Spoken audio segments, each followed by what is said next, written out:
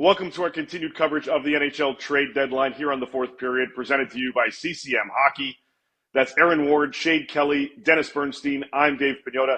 And gentlemen, let's discuss two teams, Canadian clubs, both in third place in their respective divisions, the Edmonton Oilers in the Pacific, the Toronto Maple Leafs in the Atlantic. Both of these clubs, very limited cap space. They seem to be set with their goaltenders. It does not sound like they're going to be adding between the pipes between now and the deadline. So is there anything that these teams can do to stabilize and solidify their shot at being a legitimate Stanley Cup contender? Wardo, I'll let you play the field. Where do you want to start? So the assumption, again, that the National Hockey League is a copycat league and everybody's going to look at Vegas and say, hey, we're just going to build our team like this. So you had Adin Hill there last year. Everybody complained coming in the playoffs needed more. They managed to do it with 6 solid D. Here's the problem. That Vegas team had 6 solid D that had an entire season together and knew the system, knew each other. When you start to build a D core, if we take Toronto, for example, you're looking at the horses you currently have that you have confidence in. For me right now, it's Riley and Brody. And I think your third place coming in, and it's not a great third place, is McCabe. So you start looking at what you can do to add.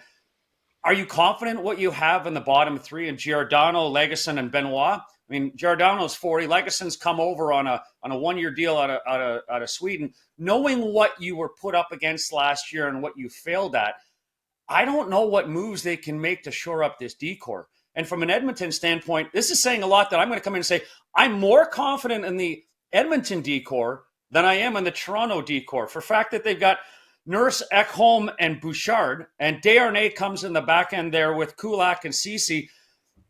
At least you've got more numbers back there to eat the time. But I'll warn you against this. When you bring a D into a team at trade deadline, I back to playing with Ulf Samuelsson getting traded to us in Detroit. He said it's harder on a defenseman to come to a team and fit in because the learning curve is different for defensemen. Right? So forwards have to know, are you the 1 or are you the 2 on the forecheck?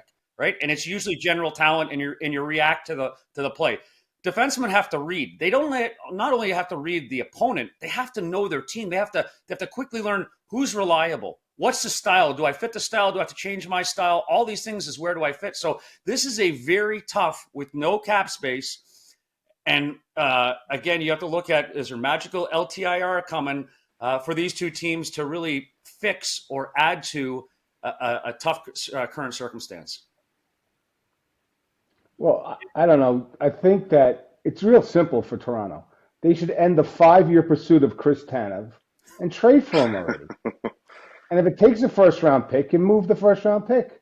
Right? This is not a thing. You can't have it both ways. You can't pay guys over $10 million a year, multiple guys, and say, oh, we have to protect our draft capital asset. You got to go for it. And this guy fits. Hopefully he won't get hurt in Calgary the next 10 days before the trade deadline. But that's a no-brainer move. Make that move. He fits in there. And I agree with Wardo. It's tough integrating one defenseman in a system that's entirely different. But that's the move they need to make at this point in time. I just don't see the point, to be honest. I mean, if I'm them, I'm standing pat. There's no goalie upgrade. That's why they're not looking for a goalie, because there's one goalie in the market who's any good. And they don't want to pay him, the term that he's got left. So if you're the Leafs, I don't think you're getting out of that division. The Florida Panthers are an absolute buzzsaw. They're the best forechecking team in the league. They're better than Carolina this year. They're also incredible, best in the league at denying zone exits, and they're third in denying zone entries. What do the Leafs love to do more than anything? Carry the puck up the ice. I don't think they get by that team no matter who they add. Adding a defensive defenseman, sure, that'll help, but their weakness is not in giving up chances. They're just going to run into this Florida team that is built to stop exactly how the Toronto Maple Leafs like to play hockey. And, good luck. See you next year. To Shane's point is both teams should know by now you can't outscore your problems, especially when it comes to the playoffs. Right. Last year they dipped in. They went after Schenn, Gustafsson, and McCabe. McCabe's still here, clearly not lighting it up. Serviceable, but I mean, he's not your top 4 guy that when it really comes down to the grind of the playoffs, is he going to be that reliable guy you're going to put out there to shut down the likes of Reinhart and Tkachuk and whoever Florida puts out there? From an Edmonton standpoint, I think they have a little more depth, which is not saying a ton. clearly the talent on both teams up front is outstanding, but you can only put lipstick on the pig for so long in the playoffs before the makeup comes off and you're standing there with a swine. Well, guys, this is assuming that they end up playing Florida. Like, Florida may take the division, and they may end up with Boston Bruins, and we all know how that's gone over the last several years. So either way, they're in quite a heap of trouble here. But look, the price tag for Tanev, going back to what Dennis was saying, is right now a first-round pick, and the Leafs have been somewhat reluctant to move it. Shane, you're saying just don't bother. What if Toronto ends up in a scenario where they add two guys? They add a guy like Tanev, and then they bring back a Lyubushkin or a Matt Dumba, for example. Like, are they two pieces away? Does that solidify their positioning? I actually think if you're going to get a second guy, you probably want him to be up front. All due respect to Bobby McMahon, who's having a hell of a time the last 10 games or so. Keep going, kid. But he's 27. There's nothing in his data that says this guy's going to keep shooting like Austin Matthews for the rest of the season.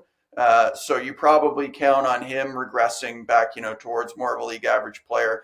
And then you kind of look up and down the lineup. They're 6 deep, maybe 7 up front with guys that can actually, play the style that they want. So to me, if you're going to go for a second player, I would do it up front. Again, they're top 10 in the league in conceding chances against at 5-on-5. This isn't a group that necessarily bleeds a ton.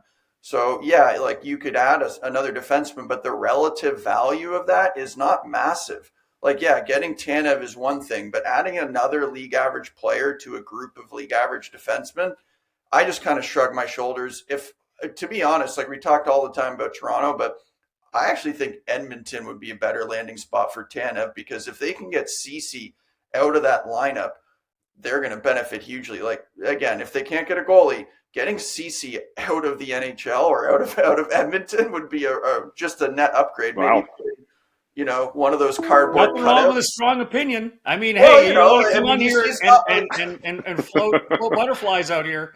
I'm just saying. It's true. Look, I mean, they would be better with maybe just about anybody on this call back there at this point. Like, he's not wrong. And like, if you're looking at this and trying to assess it and being aggressive, like, you are. I mean, Ceci hinders the progress of Edmonton, and he's also right in the fact that I'll go back to, St. Louis. The rebirth of St. Louis involved 4 lines being contributors.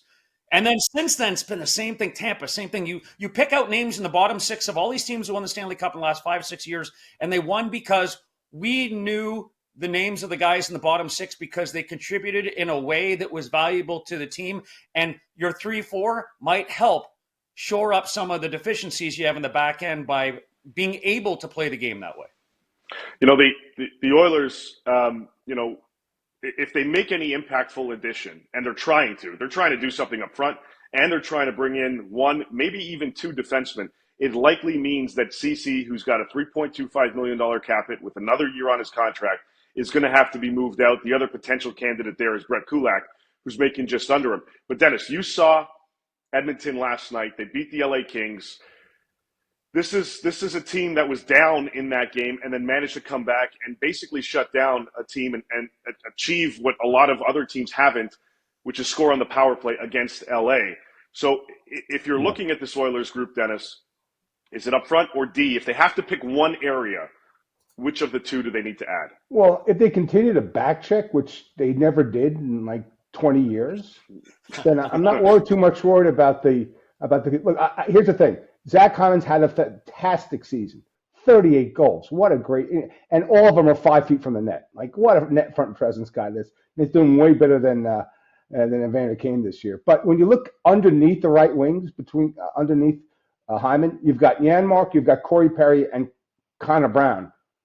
What's he got? 48 games without a goal. So I'm looking at right wing. So I'm looking at if Eberle doesn't sign in Seattle, maybe that's a possibility. Tyler Johnson on the right side might be. And I know this is kind of a Hail Mary, but if the Devils would ever fall out and lose the rest of their games up until the trade deadline, maybe Toffoli shakes loose. So that would be a great add. So I think they need one more scoring winger. I like him at center. The one move I would make, if you really like McLeod and Ryan in the middle, that's great. I love last year when I watched one of the plays when Nick Bukestad stood in front of the net at 6'7". Maybe they should re-explore bringing him back to a little bit more size up front. I wouldn't touch their defense. I think they played a really good connected game. Is the talent on the bottom pair great? No, it's not. But every team has a weakness. That's why 10 teams can win the cup. But for me, I think it's a scoring winger with some touch. Maybe you can look at even a guy like Jason Zucker in Arizona who's on an expiring contract. I think they need one more guy with touch around the net for the bottom six. So he wants to add up front, but it sounds like the both of you guys are talking D. The former defenseman, Aaron Ward. Is it a physical defenseman? Is it a mobile guy? What's the type of caliber player they need to add if it is somebody on the blue line? I'm looking at the bottom six. I mean, sorry, the bottom two. Like so, 5, okay, 6. Okay. I'm looking at. Yeah, sorry. I would want a guy. So I don't want to use Savard, but a veteran type like Savard, a guy that can do the intangibles of blocking shots and eating minutes. And he's not spectacular. He's not. But he has some pedigree behind him, maybe some experience. Like I'll go back to Savard I just mentioned, having gone to a Stanley Cup, winning a Stanley Cup. Those types of guys, the value of an older guy who hasn't expired quite yet, but has enough experience under his belt that he can pass it on and be a calming force in the locker room. Right? We always talk about why that experience matters is in the tough times when you are getting run around by a team and you need to get your composure in the locker room, composure on the ice. The value of the back-end defenseman who can just settle things down by not being spectacular and doing the basic things and knowing the right decisions and making the right play in the right moment, that's what you're looking for right now. Coincidentally, Shane, before we get to you quickly, David Savard, yeah, the Habs are listening on him. So I'll just throw that up there. Yes. I don't know if you brought him up just randomly. I might do a radio show in Montreal daily, but I mean, yeah, I just... Well, look, $3.5 million cap hit, no trade protection, and he's got another year left on his deal. And Montreal has a plethora of defensemen coming on the back. They could get rid of him in a heartbeat. Yep, and they're willing to do it. Shane, is he the type of player, the Oilers, him, Tanev, what does Edmonton need on that blue line? This is sponsored by CCM, right? So anybody who can tie up their CCMs and not fall over to take that sixth spot. So that's what I'll go for. But yeah, that would be the perfect kind of player. They don't have a lot of cap space. I think basically zero. So you're gonna have to move CC out as part of this deal. So that's automatically going to increase what you have to pay, and so limit your options. So yeah, Savard, it's not a sexy name like Aaron said, but somebody who can stabilize the third pairing. And really just somebody that is going to be kind of a black hole. And I mean, for both teams, like they'll be out there. Nobody's going to score on either team. Low event hockey type player. That's perfect for this group. Just 15 minutes a night where they don't have to worry. That's all they need. All right. So we'll see. Obviously, look, if Jeff Jackson and Kenny Holland are listening and watching this, I think they're taking notes on both sides because in a perfect world, they add to the blue line and they add to their bottom six. And I think that really, that stabilizes. You know what? Let's do this since we've done it before. If the Edmonton Oilers add to this roster in the manner in which we've discussed, do they at least make the conference final? Show of hands. Can I qualify that statement? Okay. If Connor McDavid is truly not going to shoot the puck anymore, then they're not making the conference final. By the way, how are the Blues doing since last week? I think they're not in a wild spot. I don't know what you're talking about. So anyway, on the eastern side, the Toronto Maple Leafs, quite Shane.